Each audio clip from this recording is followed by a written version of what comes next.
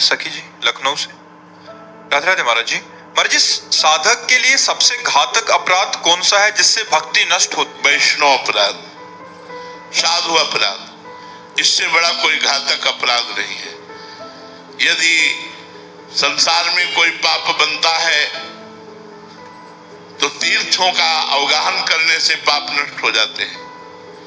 यदि तीर्थों में पाप बन जाता है तो तीर्थराज प्रयाग में स्नान, त्रिवेणी संगम, गंगा यमुना सरस्वती त्रिवेणी संगम में स्नान करने से पाप नष्ट हो जाता है।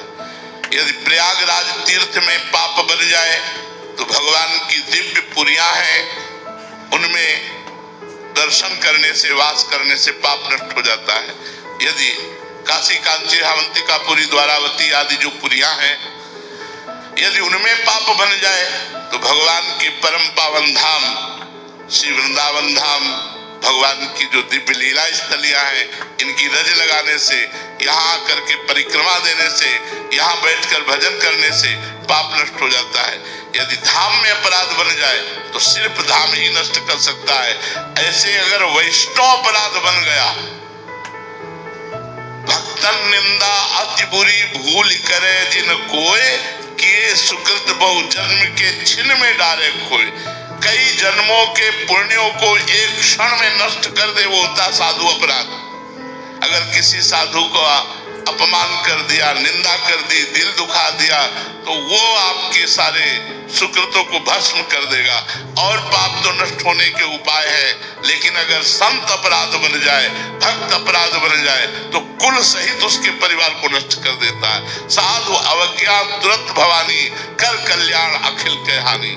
साधु का जो अपराध करता है उसका पतन हो जाता है, उसके पुण्य नष्ट हो जाते हैं। इसलिए विश्व में सबसे भयानक अपराध है वैष्णव अपराध।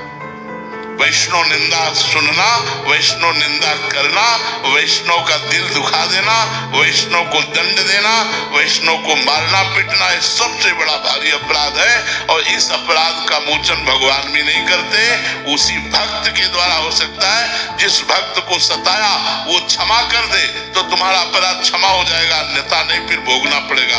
अवश्य में भोक्तव्यम। नित्य किशोरी शरण जी। राधे राधे महाराज जी।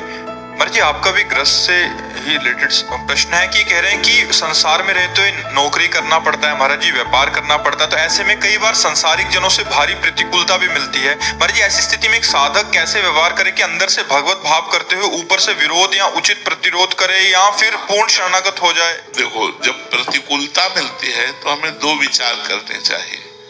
पहला विचार ये करना चाहिए कि हमारे किसी पाप को भस्म करने के लिए लीला हो रही, क्योंकि प्रतिकूलता में हृदय जलता है ना। जब कोई हमसे प्रतिकूलता का व्यवहार करता है तो हृदय जलता है, और जब हृदय जलता है तो पाप नष्ट होते हैं। दूसरी बात, भगवान हमको अनुकूलता और प्रतिकूलता में सम बनाना चाहते हैं, इसलिए मुझे प्रतिकूलता दे रहे हैं। इसके अंदर प्रेरणा तो भगवान ने ही की है कि इसको गाली दो, इसके साथ बेईमानी करो, इसको धक्का मारो। तो जब मेरे भगवान मुझे गाली दिलाना चाहते हैं तो मुझे सहना चाहिए।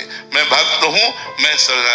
अरे देखो, बड़े बड़े महापुरुषों के चरित्र पढ़ के देखो, कितना कष्ट दिया गया और वो कह रहे तेरा किया मीठा लगे। आप विचार करके देखो, हम तो थोड़ी प्रतिकूलता नहीं सह सकते, अपने इष्ट के द्वारा विधान किए गए, और महापुरुषों ने प्राण त्याग दिए लेकिन आह नहीं कहा तेरा किया मीठा लगे। ये बड़ी बात है।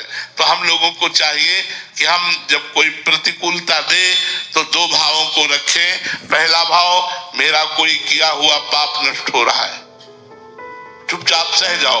दूसरा भाव, भगवान के द्वारा ये किया हुआ विधान है, मुझे मंगलमय बनाने के लिए, मुझे मजबूत बनाने के लिए भगवान ऐसा कर रहे। और ऐसा कभी ना सोचो कि अगर हम सह गए तो ये और प्रतिकूलता देता चला जाएगा। नहीं, भगवान उसको नष्ट कर देंगे, क्योंकि भगवान देख रहे हैं ना, जो तुम सह रहे हो और वो बार बार तुम्हें प्रतिकूलता दे रहा है, तो जो अपराध भक्त कर करई राम रोष पावक सो जरई, वो भगवान की क्रोध भरी दृष्टि से भस्म हो जाएगा, नष्ट हो जाएगा।